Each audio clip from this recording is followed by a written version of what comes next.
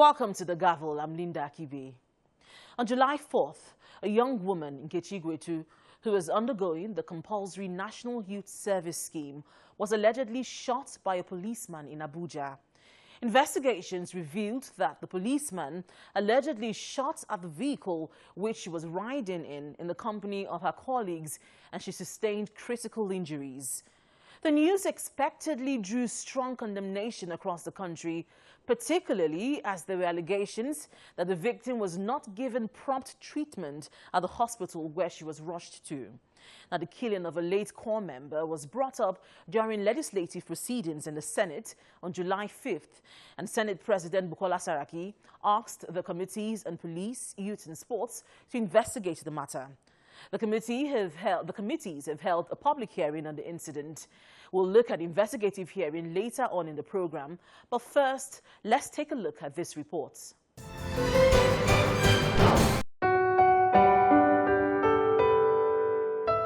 Lively, kind, and down to earth are just few of the words relatives used to describe the late Nkechi Igwetu. The 24-year-old was a geography graduate from the University of Lagos and was undergoing the compulsory National Youth Service Scheme in Abuja. On July 4th, Nkechi Igwetu was shot dead by a policeman on her way to a party with some friends in the central area in Abuja, a day to her passing out of a compulsory NYSC service. Her family has not come to terms with the pain of her death. The first question is whether we've actually come to the reality that Nkechi is dead. Not just that she is dead, that she died on the day she was supposed to pass out as a corps member, on the day she was supposed to conclude her service here, on the day, few hours after she was offered a job by the company that she served with. Few hours after that incident, she usually works, because the company she works with, they try to work with the American working hours, because it's an international company. So she was resuming at 1 p.m., closed at 10 officially. At times she could stay till 11, 12. Nobody is complaining about that. So it was after work that they decided to actually celebrate with her colleagues in the office that this service year has been concluded, and she will not find herself in the unemployment market looking for a job because she has got one. Unfortunately, the celebration of the family for that was short-lived. Where do you actually start?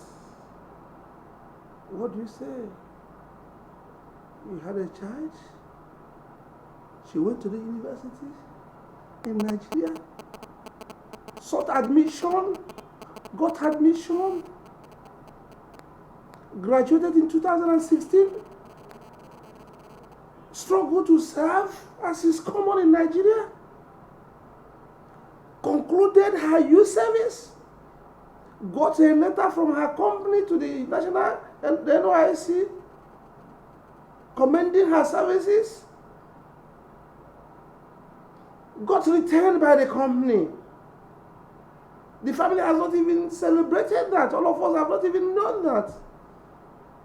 What you heard is that she was shot and she died.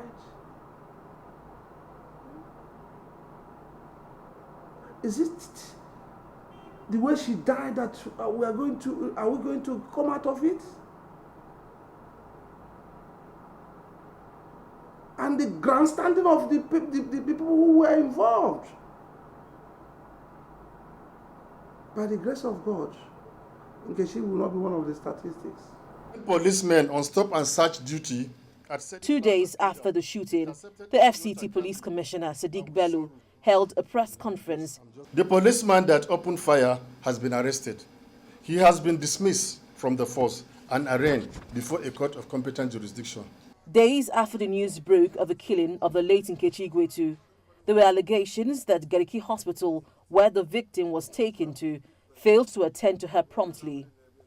But Gariki Hospital has denied the allegation that the deceased was not given prompt attention.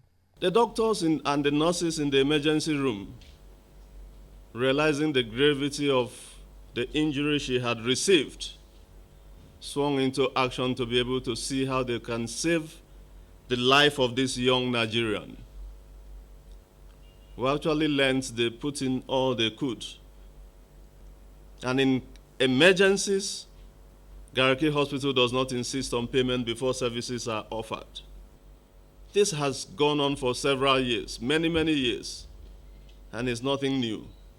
Gariki Hospital continues to provide care in emergency situations for every Nigerian who chooses to use our facility. Gariki Hospital made available to Channels Television a copy of the CCTV recording of the day the deceased was brought to the hospital. The CCTV recording shows the victim being brought to the hospital and then taken into a room. However, we cannot see what's happening inside the room, as the hospital says it does not install CCTV cameras inside patients' rooms. What we do see, however, are the two men who brought the victim in the corridors and medical personnel going in and out of the room. Nigerians are entitled to know.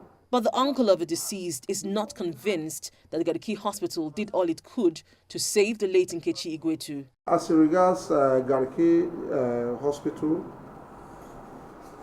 the impression we have as a family is that if they have attended to her, probably Nkechi wouldn't have died, despite the gunshots. The family of the deceased says it will submit a petition to the Medical and Dental Council of Nigeria asking for an investigation to ascertain if Gariki Hospital did all it could to save the late Nkechi Igwetu. But the fun, bubbly Nkechi Igwetu is yet another tragic casualty of excessive force by a police officer.